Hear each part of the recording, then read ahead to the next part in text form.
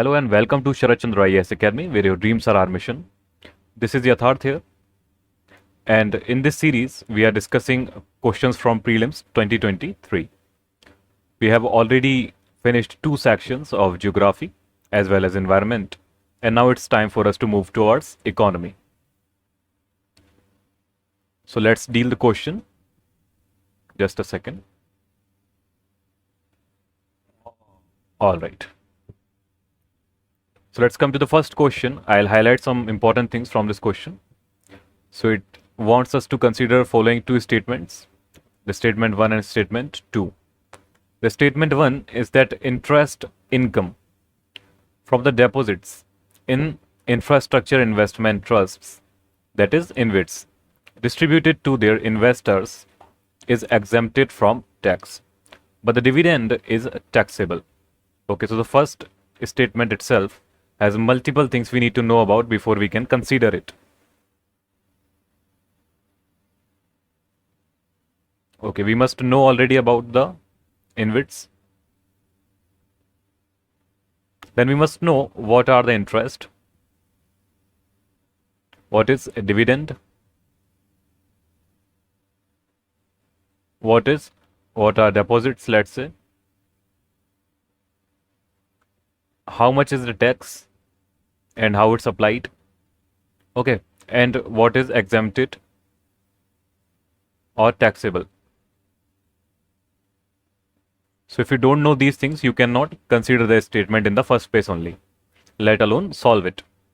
Okay, when we come to the second statement, that INVITs are recognized as borrowers under the Securitization and Reconstruction of Financial Assets and Enforcement of Security Interest Act, also known as SARFAESI Act of 2002.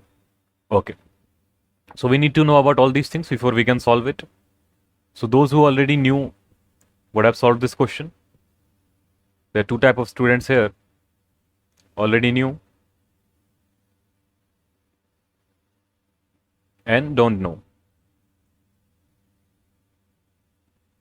So if you have already known this solution, you would have solved it. No need to watch this video. Although there are a few things that you can learn extra. But if you don't know, let's assume we are from this category. So I'll explain what are INVITs as well as the solution to this question, and how we could solve this question and what to do for 2024. All right. So let's move. So these are the topics of this question. This comes from economy. The main topic is INVITs here. And a side topic is budget 2023 and 24. There were some changes this year, because of which this question has been asked.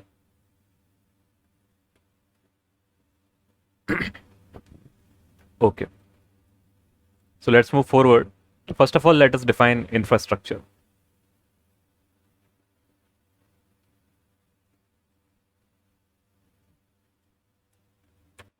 So the origin of this word is Latin.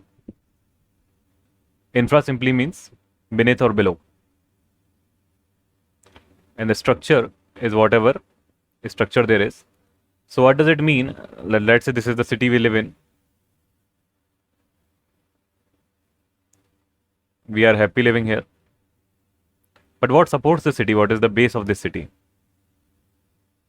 There are gas pipelines. There is electricity grids. There is sewage. All right, this all is infrastructure. All right. So let's see a picture here. This is infrastructure, what we see in the picture. There are workers here, people here, creating structures that will support the basic needs of a city, basic needs of life. It may be gas, it may be electricity, it may be water, it may be sewage, it may be a residential building. It can be anything, but must have a structure, supportive structure. All right. Now let's simply understand INVITs. So let's come here. Okay, just a second. Okay, so let's say I'm a person or a company, and I have lots of money. That also means I have some assets. I am the owner of these assets. Now, for now, it doesn't matter that how do I acquire these assets or how do I have these assets, but I have few assets, let's say. These assets may be like some road, let's say, for example, and there is a toll collection on this road. That means from this assets I have some income, but all my money is into this asset. It went into, let's say, development of this asset or purchasing of this asset or maintenance of this asset. Now what do I want to do is to further have more assets. Have more assets, but my money is stuck. It's not liquid, it's into my asset. Now how can I have more assets? I can tell people that I have this road, I own this road, and there is a way of income from this road. So I have asset plus I have income. But what I don't really have right now is more money to create more such assets. So when I tell this to people, people have small bags of money, small money, let's say. This all money, if I get, I can introduce this to more assets. Now, what is the method now from which money can be transferred from here to here? Let's say person A, person B, person C, or whoever wants to invest money in this, in these assets. Okay. So this is known as INVIT. This method, this process, this structure through which people can invest money into infrastructure assets is known as INVIT. So let us see the structure of an INVIT slowly. Just a second. Okay. So this is the structure of an INVIT. So this is the sponsor. A sponsor has the assets. Okay. So first of all, a sponsor does what? It makes a trustee. It transfers the assets to the trustee. So sponsors are who contribute the assets and they retain minimum holdings in these assets. They transfer the assets to a trustee. This holds INVIT assets in trust for beneficiaries. Who are the beneficiaries? These investors are the beneficiaries. Investors are the one that transfer money, that invest money in the INVIT. Okay, there are more investment managers, okay, who let's say manage all this. So this is the deep structure of an INVIT, but it needs three things. First of all, one sponsor who has assets, other people who have money to invest, and third, a trustee on which name the assets are transferred, and then the INVIT is set up, registered with SEBI. All right. Okay. Let's move forward and see its definition and other things. We'll come later to the question and tax and etc. all. So why do we need INVITs in the first place? So a growing economy such as India requires significant investment in developing infrastructure projects such as roads and highways. So people should invest money into this so they can gain income back also and development also can take place. So this is a two-way happy thing. All right. Electricity generation and distribution as well as electronic communication networks. So traditionally, infrastructure growth has been funded by either the government directly or by large corporations such as, let's say, Reliance or other things, with no direct investment from the general public. So initially this was a government and private thing, but now public must be included in this. This is one thing. Second thing is, the only way to invest in the infrastructure sector was purchasing shares of infrastructure companies directly or through mutual funds which invest in infrastructure companies. But what is the problem? These investments are subject to market risk and limited to only listed companies. Now there is an alternative to such equity investment, infrastructure investment trust or INVITs. So this I have already explained to you. Okay, so INVITs are like stock markets. They are traded investment that allow investors to invest directly and get part ownership in infrastructure projects. So what I will do, let's say I will create a trust with my assets, then there will be a lot or shares. I will sell these shares in the market, in exchange of money from people. Okay, I'm getting money, I'm selling actually nothing, just virtual shares. Okay, now what's happening when I'm selling the virtual shares? I'm getting money as a loan from these people. Over time, the values of these share will increase, and I will keep getting income from the assets which are actually mine and being operating right now. So I'll also distribute to these people dividends and interest on the money that I have taken as loan. So we'll see these as well. This is the basic structure of INVIT. Okay. So INVIT is similar to mutual fund, that it allows modest sum of money from potential individual investors to be invested directly in infrastructure and earn a percentage of the income as a return. INVIT is designed as tiered structure with the sponsor setting up an INVIT, which in turn invest into the infrastructure projects either directly or via SPV. Okay, and SEBI notified the SEBI regulations 2014, providing for registration and regulation of INVITs in India. So this thing is from 2014, this INVIT thing. Okay. So what are the benefits? So trust units are traded on exchange. So trust units are what? Let's say I have made a trust in which I have transferred my assets, and now it makes units of these assets. The valuation of these assets are traded as units in the stock market in exchange for the money. So such monetization benefit developed by allowing them to free up funds for future infrastructure projects. So I get money first of all. So this means more liquidity for me as a sponsor, and I will be able to invest in more assets.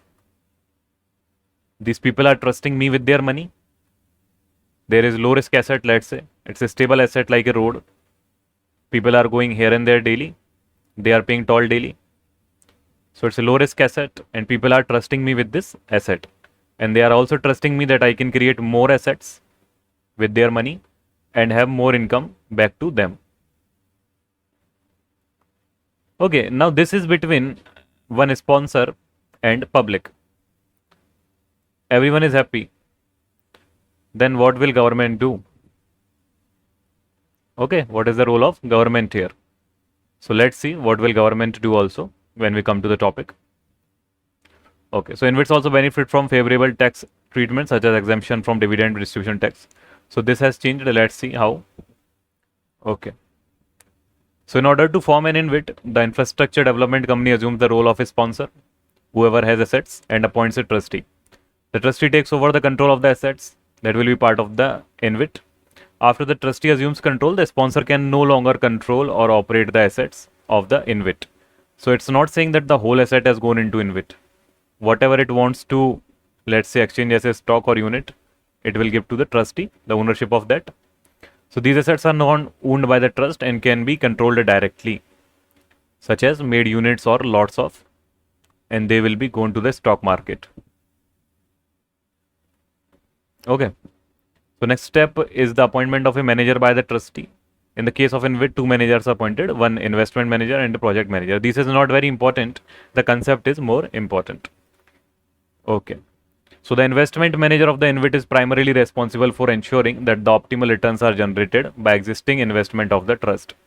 Additionally, the investment manager is also entrusted with making investment decisions to grow the assets of the trust further.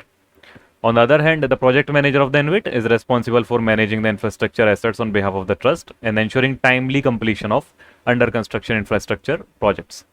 Okay, so this is also not very important for us, but just to create an understanding of what we are reading here. Okay. Okay, after appointment of the managers, the INVIT can be registered.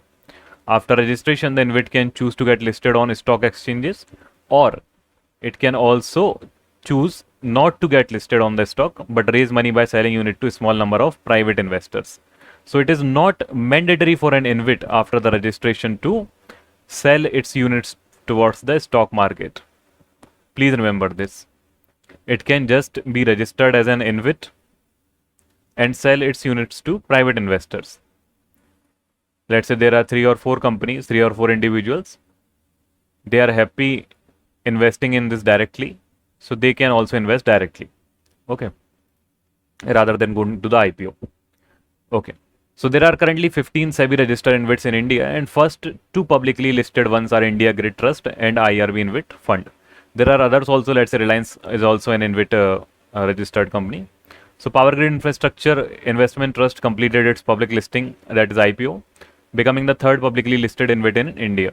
Additionally, NHAI has filed with SEBI to launch its first INVIT, which is expected to be listed in May 2021. So this is an old information. They are, let's say, what are dividends? So these are distributed on a quarterly or biannual basis. I'll talk about these in little detail. Just wait. Okay, let's understand by here. Okay, so let's say I give or I invest money of 100 rupees. This of my 100 rupees are utilized in creation of an asset. Now this asset makes some income. This income is divided into everyone, all people who have invested. Now my division, which has come from this, let's say 100 rupees, is X. Somebody who must have invested, let's say 1000 rupees, will get 10x. These are known as the dividends. Okay, interest is what? Let's say anyway they are keeping my money, even if they are not giving an income. If the asset is not making any money, they are still keeping my money. There is a time involved. So on this time involved, they must pay an interest as well. So interest is separately paid, dividend is separately paid. Okay. So let's come to here now. So these are distributed on a quarterly or biannual basis in, let's say, every 4 or 6 months. The dividend is paid on a per unit basis to the unit holder of the INVIT. Okay. Per unit means per stock basis to the unit holder, which is investor. Interest is similar to dividends. Interest's payout can be made by INVIT on a quarterly or biannual basis. The amount paid out at interest is calculated after deduction of withholding tax by the INVIT. So there is a tax involved. Let's see what is this tax. So let's consider the statements again.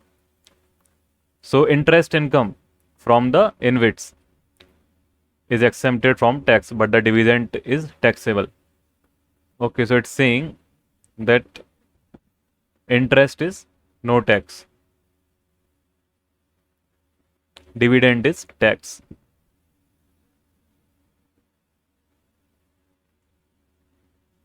Dividend is taxed. Is this statement seeming logical to you? We'll see later. Second, INVITs are recognized as borrowers. So are INVITs borrowers? INVITs are basically borrowers. Yes, they borrow money. But is it under the SARFAESI Act? Okay, securitization and reconstruction of financial assets and enforcement of security interest act 2002. So should they be, let's say, categorized as borrowers? So SARFAESI Act is related to banks. So if banks want to invest in INVITs, there should be SARFAESI Act involved of 2002. And it must categorize INVITs as borrowers, because banks are essentially investing and giving debt to this INVIT. Okay, so let us see the current affairs of the budget 2023-24. Okay, so REITs, real estate, just a second. Here, okay, REITs and INVITs to approach financial minister against tax on distribution income. So what is distribution income? Whatever the INVIT is giving back to the investors as dividends and interests. Okay, one more thing. If let's say the investor wants to sell this stock, then they can also be getting money directly by selling this stock to somebody who is wanting this stock. There must be a purchaser also, and these are known as capital gains. So on these capital gains, the government will tax automatically. But we are talking here about this now, distribution income. Okay, so there must be something that happened around February 2023. The budget came out, and budget changed some things. So let's see what this is change. So under the latest budget, all income distributed by INVITs, including interest, dividend income and rental income will be taxable in the hands of unit holders. This is a change from the previous tax regime under which only dividend income from INVITS was taxable. Okay, so there is a change. So this is what directly was asked. Okay, what does this statement mean by in the hand of unit holders? So depending upon how much income came and how much tax slab is applicable on that unit holder specifically, so as per that it will be taxed. So interest income from deposits in INVIT will still be taxed at the investor's marginal income tax rate. Not very important to understand. Dividend income from INVIT will be taxed at the dividend distribution tax rate of 15%.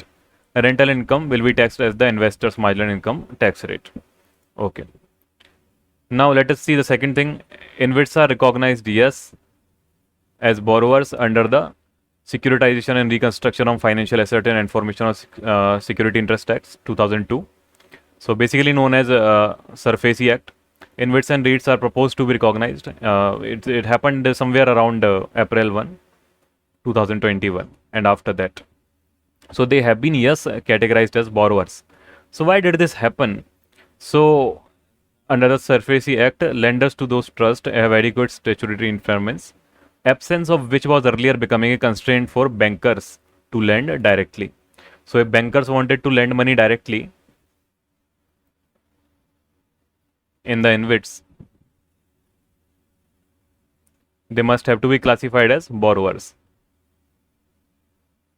Because let's say if let's say INVITs goes down with the money, defaults on this money, then what option do the banks have to recover it? So that's why they have to be classified as borrowers, so that it can be recovered by the SARFAESI Act. So now let's come to the question again. What's the question here? So interest income from the deposits is exempted, so not exempted as per the latest budget. And INVITs are recognized as borrowers, so this is true. Okay, both statement 1 and statement 2 are correct, no. Both are correct, no. Statement 1 is correct, but statement 2 is incorrect. This is also not the option. Statement 1 is incorrect, yes. Statement 2 is correct, yes. So answer is D. So let's see what we could have done to correctly attempt this question in the exam. Better to just, when the budget comes out, then please note down all the changes that happened. And if there is any term that you don't understand in the budget, then must read about it. So right now what to do? Right now nothing to do basically. Just wait till the next budget comes out. Okay, and then only you must repeat this process. Make notes for any changes. Until then, just clear out the basics, the basic economic things. Alright, so this is Yatharth here. I hope you understood a lot in this lecture. I'll be seeing you in the next video. Have a good day, keep studying, and have a very, very bright day.